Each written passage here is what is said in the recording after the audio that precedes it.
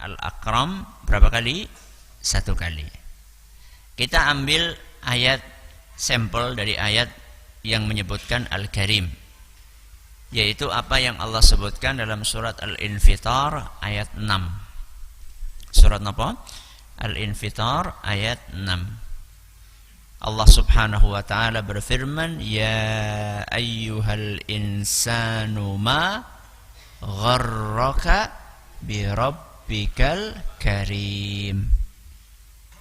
Wahai manusia, apakah yang memperdayakan kamu hingga kamu berbuat durhaka kepada Allah yang Al-Karim, yang maha apa tadi? Maha apa tadi? Maha mulia, maha pemurah. Allah itu sudah mulia sekali. Allah itu sudah memberikan kemurahannya kepada kita begitu banyak. Kenapa kalian durhaka kepada Allah? Apa yang membuat kalian terperdaya? Magharraka. Apa yang menyebabkan kalian terperdaya berbuat durhaka kepada Allah, padahal Allah itu begitu pemurah kepadamu? Ini salah satu ayat yang menunjukkan bahwa Allah memiliki nama Al-Karim. Adapun Al-Akram berapa kali tadi? 1 kali. Ini ada dalam surat Al-Alaq. Surat apa? Al-Alaq ayat 3. Apa bunyinya? Iqra Bismi rabbika, itu ayat pertama. Iqra wa rabbukal akram. Ya. Bacalah, sesungguhnya Tuhanmu itu Al-Akram. Sesungguhnya Tuhanmu itu Al-Akram. Sebelum kita lanjutkan, ya. Ini malah belum dibaca ya tadi ya. Ya benar, malah belum dibaca. Silakan baca dulu halaman 22. Halaman 22. Iqra. Yang punya bukunya silakan dilihat. Bismillahirrahmanirrahim. Qala Syekh Abdul Aziz bin Nasir Al-Julayl hafizahullah ta'ala, Al-Karimul Akram Jalla Jalaluh. Qala Allah Azza wa Jal, Ya ayyuhal insanu ma gharraka bi rabbikal karim. Amma ismuhu subhanahu al-akram, fa fi qawlihi Azza wa Jal, Iqra wa rabbukal akram. Nah, tadi kita sudah bahas Al-Karim disebutkan berapa kali? 3 kali. Salah satunya ada dalam surat Al-Infitar ayat 6. Terus Al-Akram berapa kali? 1 kali Allah sebutkan dalam surat Al-Alaq ayat 3. Sebelum kita lanjutkan, menarik bagaimana Allah Subhanahu wa ta'ala menggandengkan antara perintah untuk membaca Iqra dengan namanya Al-Akram, yang maha pemurah. Perlu kita fahami bahwa Allah itu kalau menutup ayat dengan salah satu atau salah 2 atau salah 3 Asmaul Husna, itu pasti nama ini ada korelasinya dengan pembahasan dalam ayat tersebut. Ini perlu kita fahami. Jadi kalau misalnya Allah menutup sebuah ayat, di ujungnya disebutkan Asmaul Husna, pasti Asmaul Husna ini punya korelasi, punya hubungan dengan pembahasan yang ada dalam ayat itu. Sekarang saya ajak panjenengan untuk berpikir, Iqra, apa artinya tadi? Baca. Baca itu kan sarana untuk mendapatkan ilmu. Betul? Membaca sarana untuk mendapatkan ilmu. Ada enggak Asmaul Husna yang maknanya maha berilmu? Ada enggak? Ada. Napa? Al-Alim. Napa? Al-Alim. Kenapa ya kok tidak ditutupnya dengan apa? Iqra wa rabbukal alim gitu ya. Pertanyaannya bisa dipahami? Karena kan ada korelasinya. Iqra itu adalah perintah untuk membaca, membaca itu sarana untuk mendapatkan apa? ilmu. Kalau menurut pemahaman kita yang sangat terbatas ini, kayaknya cocoknya itu di belakangnya bukan al-akram, tapi nopo? Al-alim, supaya nyambung. Ternyata tidak. Ternyata Allah tutup dengan al-akram. Bacalah, sesungguhnya Allah itu maha pemurah. Kenapa kok maha pemurah? Disebutkan dalam tafsir Al-Qurtubi bahwa Rasulullah SAW ketika disuruh membaca, itu beliau ketakutan, beliau itu tertekan. Kenapa? Karena beliau tidak bisa membaca,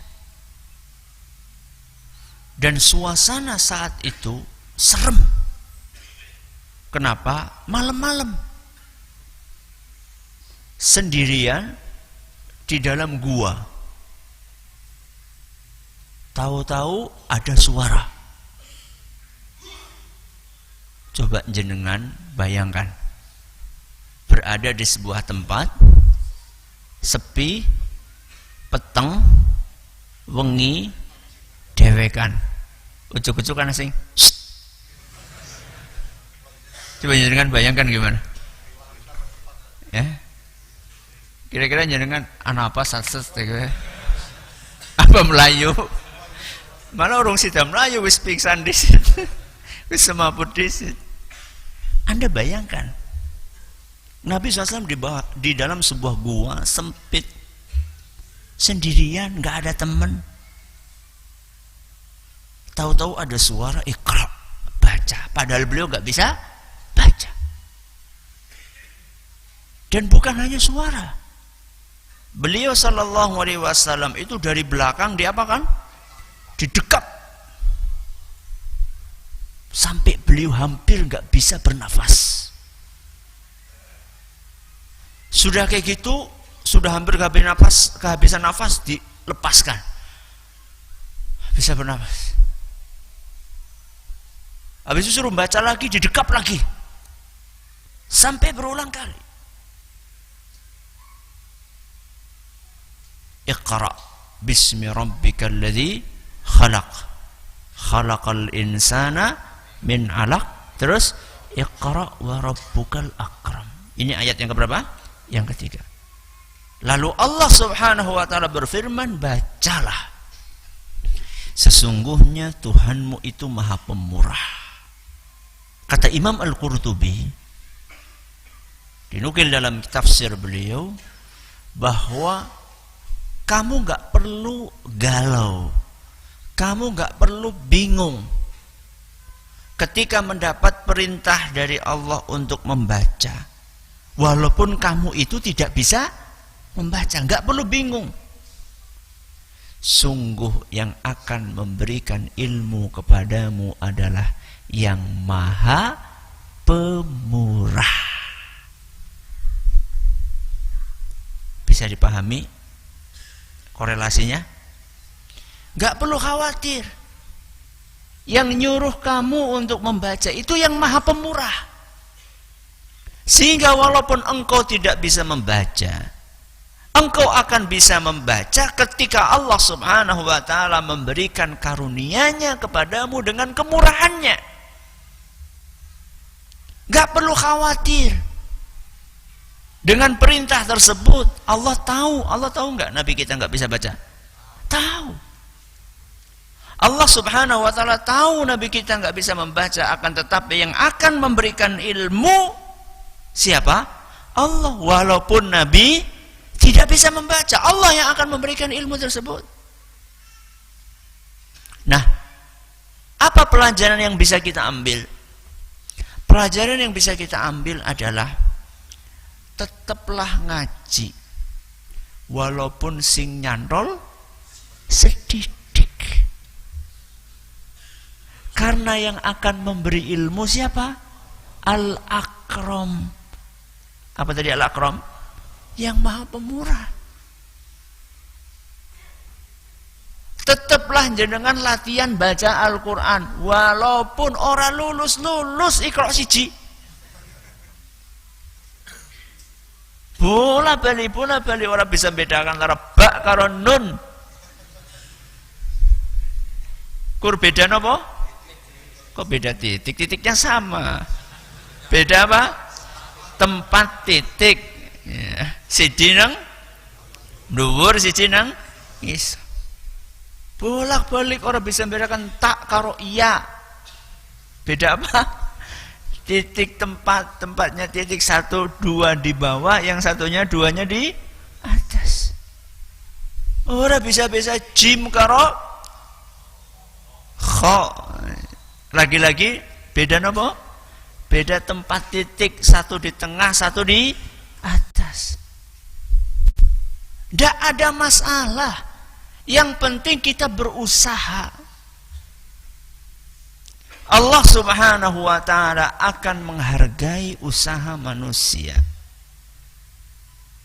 Walaupun mungkin hasilnya tidak sesuai dengan seperti yang kita inginkan. Bekerjalah seberapapun hasilnya. Karena yang akan memberi rizki bukan kerja kita, tapi yang akan memberi rizki adalah Allah yang maha pemurah.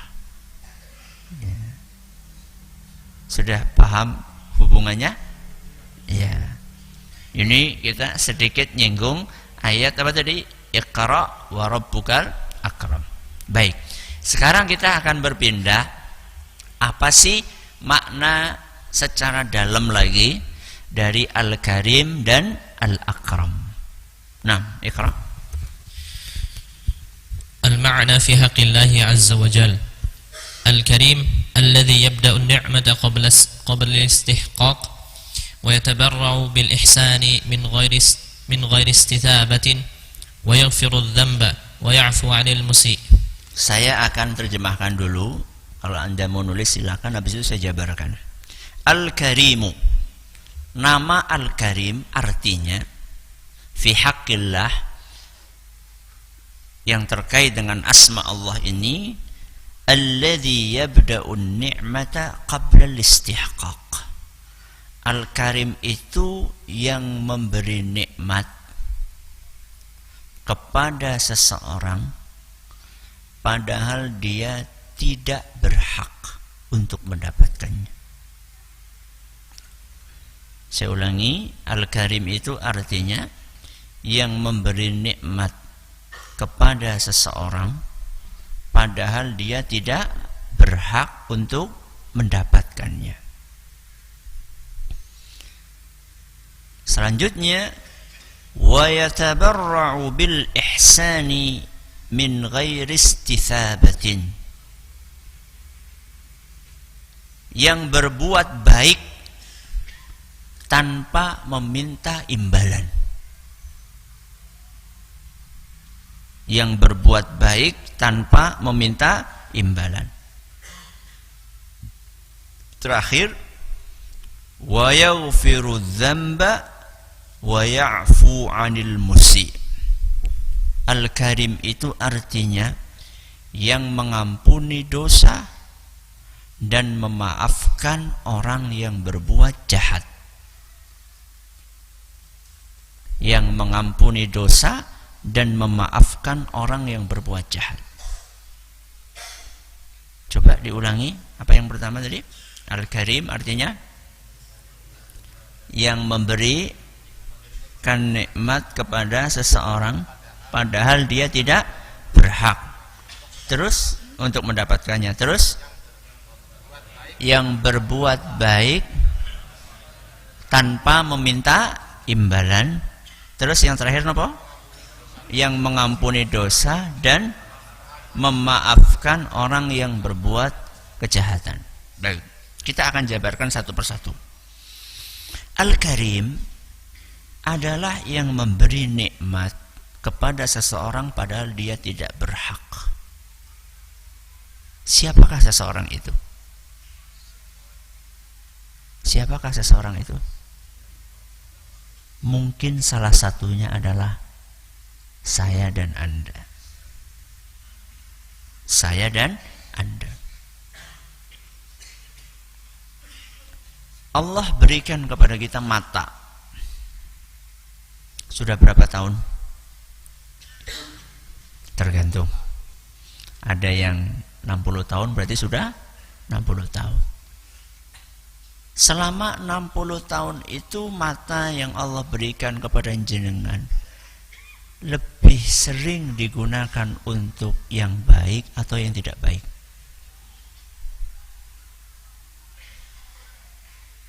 Jadi amlong. Ya sudah gini aja. 50-50, Masya Allah. Masya Allah. Oke, sekarang gini, saya kasih ilustrasi. Sehari berapa jam? 24 jam. Dikurangi tidur berapa? 8 jam. Tinggal berapa? 16. Oke. 16. Mari kita bagi 50-50, 50-50. 16 bagi 2 berapa? 8. Oke, panjenengan pernah baca 8 jam Al-Quran? 8 jam mata ini cuma untuk baca Al-Quran. Kalau nggak baca Al-Quran, baca buku agama, pokoknya untuk yang baik-baik saja. Pernah? Belum? Atau mungkin karena takut riak gitu, nggak berani ngomong pernah gitu? Itu 50-50 loh.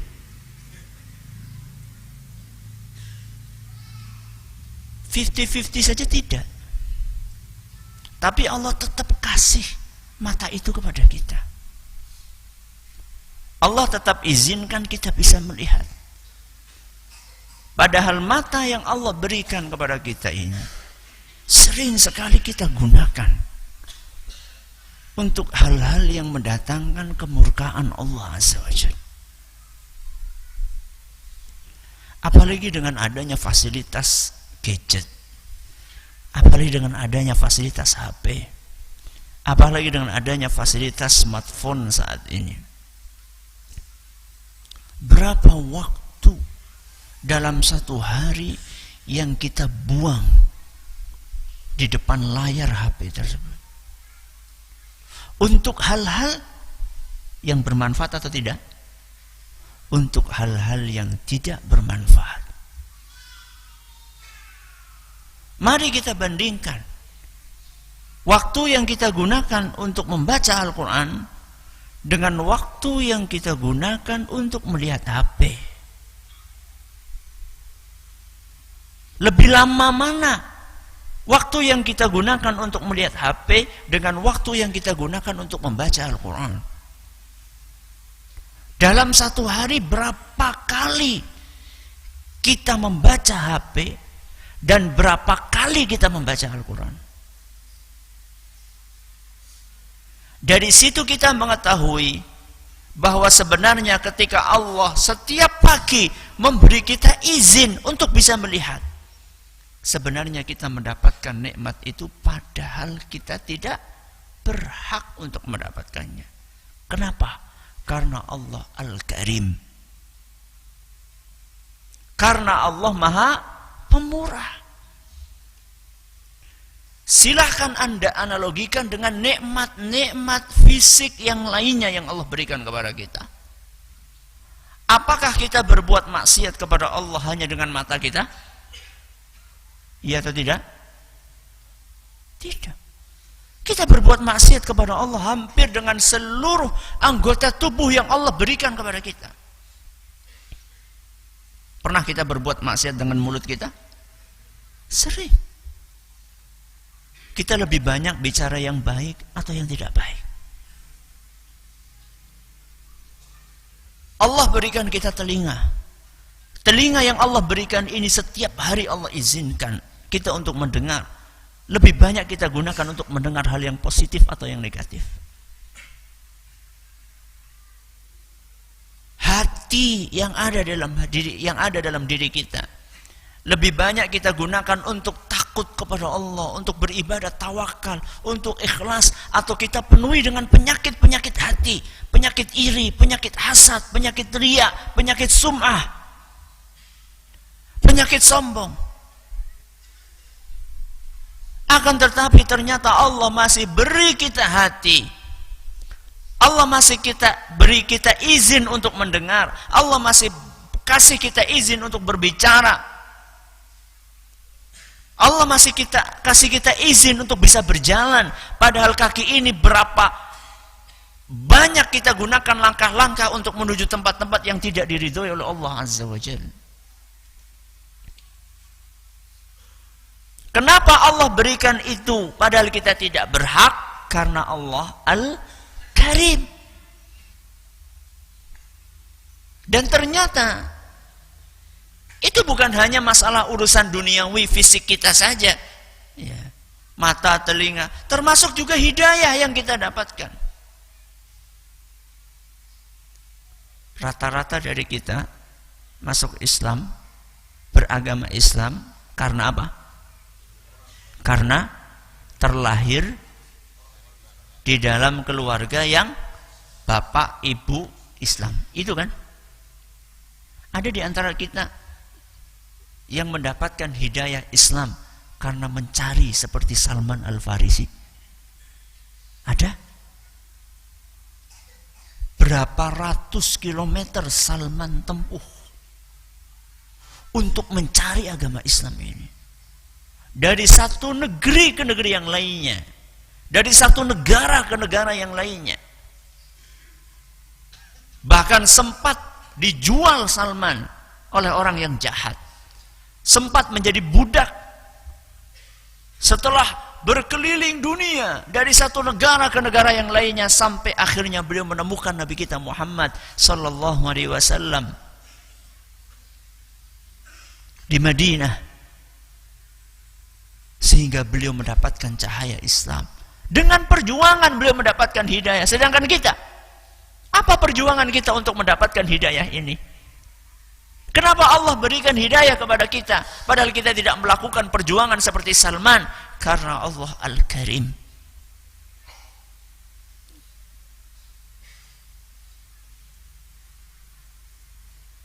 Apa jasa yang sudah kita berikan untuk agama ini? Sehingga kita tetap dikasih oleh Allah Subhanahu wa ta'ala istiqomah beragama Islam. Jasa kita tidak ada seujung kukunya Abu Bakar As-Siddiq radhiyallahu anhu yang mengorbankan seluruhnya untuk Islam. Nyawanya beliau korbankan, hartanya beliau korbankan, kedudukannya beliau korbankan. Hidupnya beliau korbankan, semuanya beliau korbankan untuk Islam. Wajar seandainya Abu Bakar As-Siddiq beragama Islam, wajar. Dan istiqomah di atas Islam sampai wafatnya, wajar. Lah kita, apa yang sudah kita berikan untuk agama ini? Nyawa kita, ilmu kita, harta kita, waktu kita. Tapi Allah tetap sayang kepada kita. Allah berikan hidayah kepada kita sehingga kita tetap bertahan di atas agama ini dan mudah-mudahan kita bisa sampai wafat di atas agama yang mulia ini. Itulah Al-Karim yang memberi nikmat kepada seseorang padahal sebenarnya dia tidak berhak untuk mendapatkannya. Selanjutnya apa kata beliau? Wa yatabarra'u bil ihsani min ghairi istithabah. Allah Subhanahu wa ta'ala Al-Karim artinya Allah Azza wa Jalla berbuat baik tanpa mengharapkan balas jasa. Seandainya kita disuruh oleh Allah Subhanahu wa ta'ala untuk mengembalikan separuh saja dari pemberian Allah kepada kita, mampu? Kayaknya mampu, Ustaz. Saya gajinya sebulan 1 juta. Saya sekarang sudah kerja 30 tahun. Berarti kan 30 juta, Ustaz. 15 juta bisa, Ustaz. Memangnya Allah kasih nikmat kita cuma gaji.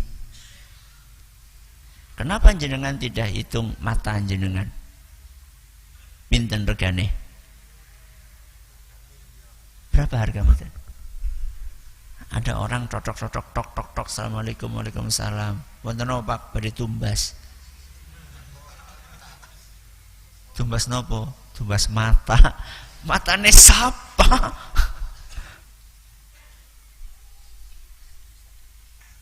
Jangan mau mata ini dibeli oleh Allah Azza wa Jalla 100 juta? Mau?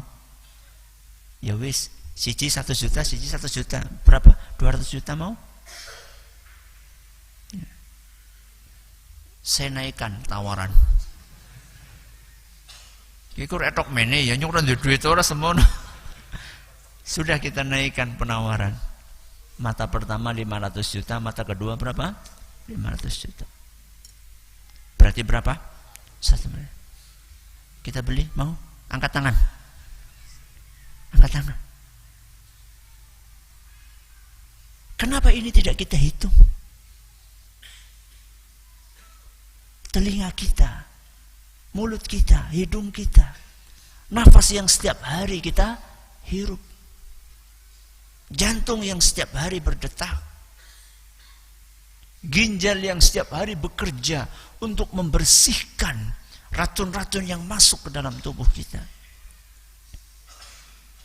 Kenapa itu tidak kita hitung? Allah Subhanahu wa ta'ala berikan itu semua kepada kita tanpa minta imbalan. Kira-kira ada nggak orang di zaman ini yang memberikan sesuatu setiap hari 100 juta tanpa minta imbalan? Wonten apa mboten? Nggak usah tanpa imbalan. 100 juta. Ya, kalau ada orang gaji jenengan 1,5 juta, kira-kira minta imbalan? Minta. Apa? Kerja penak temen kayaknya mangan turu. Ya. Mana ada orang gaji nggak minta apa? Imbalan. Minta imbalan. Imbalannya apa? Bekerja di situ. Ya. Allah Subhanahu wa ta'ala berikan kepada kita segala sesuatu tanpa minta imbalan. Kenapa tidak minta imbalan? Karena Allah tidak butuh imbalan. Allah tegaskan itu dalam surat Fatir ayat 15. Surat apa? Fatir ayat 15. Ya ayyuhan nas. Apa artinya? Wahai para manusia, antumul fuqara'u ilallah. Wahai para manusia, kalian semuanya fakir. Fakir niku napa to? Butuh. Antumul fuqara'u ilallah. Kalian semuanya butuh kepada Allah. Kemudian Allah tutup apa? Wallahu huwal ghaniyul hamid. Sedangkan Allah itu adalah al-ghaniyu. Apa al-ghaniyu? Yang maha kaya. Ya sing pengen anaknya sugih. Ya, biasanya dijenengi anaknya Abdul Ghani. Tapi jeneng ora sugih-sugih Ustaz yo.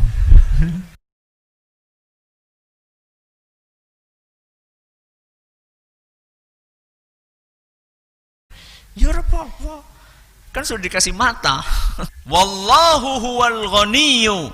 Dan Allah Subhanahu wa ta'ala dialah yang maha kaya, al-hamidu, yang maha terpuji. Allah itu maha kaya dan maha terpuji. Karena kekayaan itu Allah nggak butuh dengan kita. Sehingga ketika Allah Subhanahu wa ta'ala memerintahkan kita untuk sholat, jangan dipikir Allah itu butuh dengan sholat kita. Enggane jenengan boten sholat, Allah rugi no mboten? Rugi mboten? Mboten. Jangankan kita, manusia sedunia nggak sholat, Allah tuh nggak rugi. Orang Jawa Timur mengatakan rapateen. Rapateen gue apa sih ya? Rapateen gue apa ya? Enggak apa?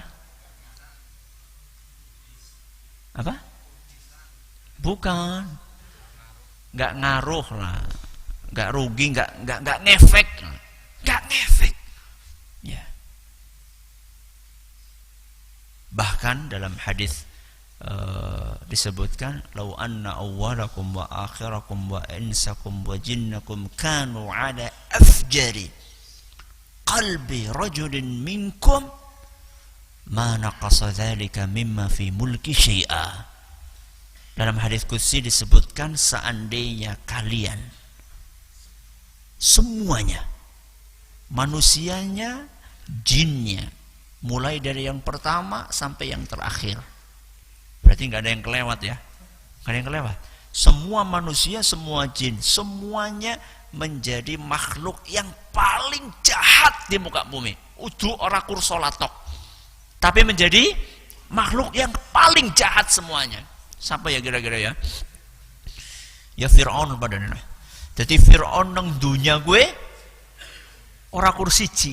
Kabehan wong sedunya gue jadi Fir'aun. Apa kata Allah?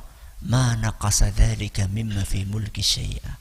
Sama sekali tidak mengurangi sedikit pun kekuasaanku. Gak ngefek. Sehingga kalau kita sudah disuruh sholat, terus kita gak sholat, itu gak merugikan Allah, tapi merugikan diri kita sendiri.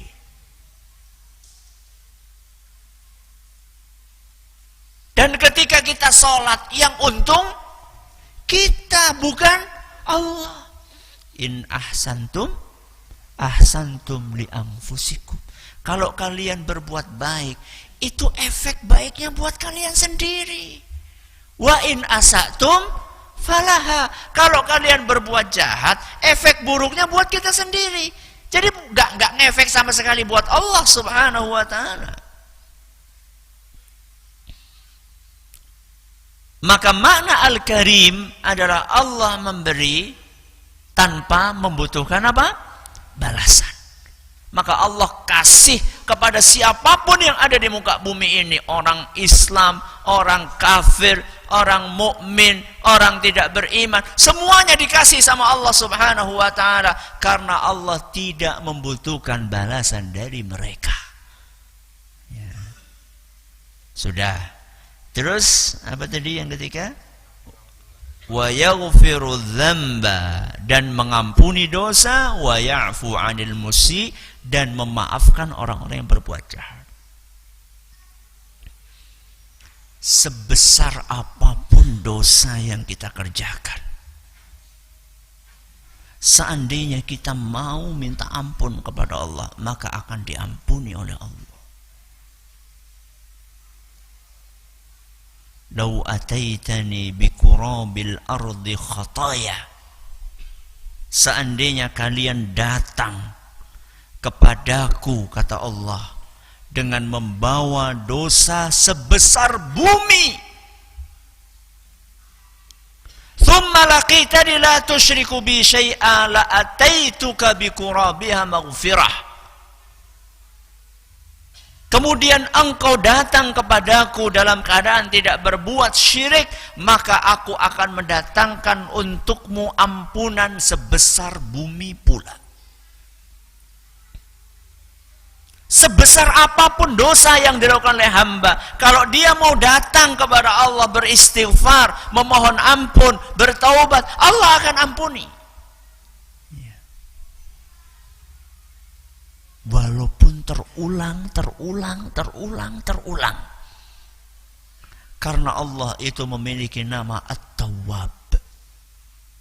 Apa At-Tawwab? Maha penerima taubat. Yang namanya Maha itu berarti berkali-kali. Berapa kali? 100 kali? 1000 kali? Kalau panjenengan punya teman, kemudian berbuat salah kepada jenengan dalam sehari 100 kali, pripun? Lanjut? Ya. Mau jangan sampai 100 kali. Kayak wis ping 3 lho. Wis pol. Seandainya Allah itu menyikapi kita seperti sikap kita kepada teman kita, apa yang terjadi? Apa yang akan terjadi? The end. Apa the end? Tamat kita.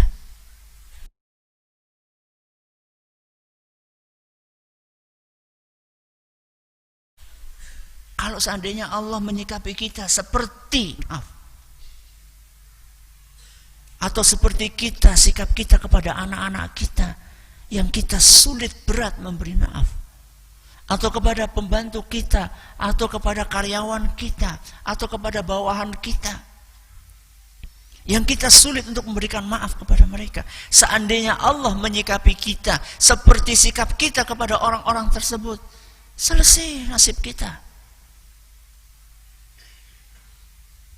Berapa kali dalam sehari kita berbuat dosa kepada Allah Azza wa Jalla? Seandainya kita mau datang memohon ampun kepada Allah, Allah akan terima berapa kali pun dosa itu terulang. Dalam hadis yang diriwayatkan oleh Imam Muslim, Allah Subhanahu wa taala berfirman, hadis qudsi lagi, "Adnaba 'abdun dzamban faqala Allahumma ighfir li dzambi." Ada seorang hamba berbuat dosa. Setelah dia berbuat dosa, dia berkata, "Allahumma ighfir li dzambi," ya Allah, ampunilah dosaku. Begitu hamba tersebut berdoa, faqala tabaraka wa ta'ala, maka Allah Subhanahu wa ta'ala pun berfirman, "Adznaba 'abdi dzamba." Hambaku barusan berbuat dosa. Fa'alima anna lahu rabban yaghfiru dzamba wa ya'khudhu bi dzambi. Tapi dia sadar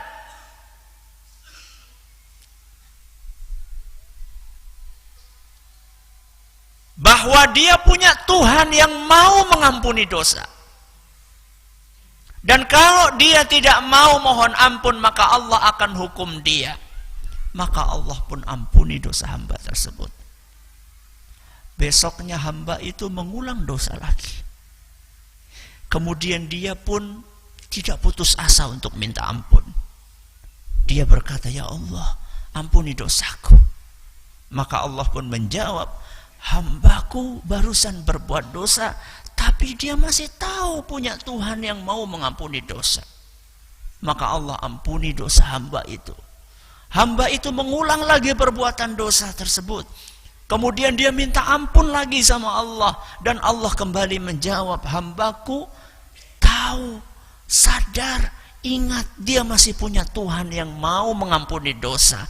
Dan hambaku mau minta ampun, maka aku ampuni dosanya." Terus seperti itu. Maka kemudian Allah berfirman, "I'mal ma syi'ta faqad ghafartu lak." Berbuat sekehendakmu, aku akan ampuni engkau. Yang penting engkau mau meminta ampun. Ini yang kurang dari kita.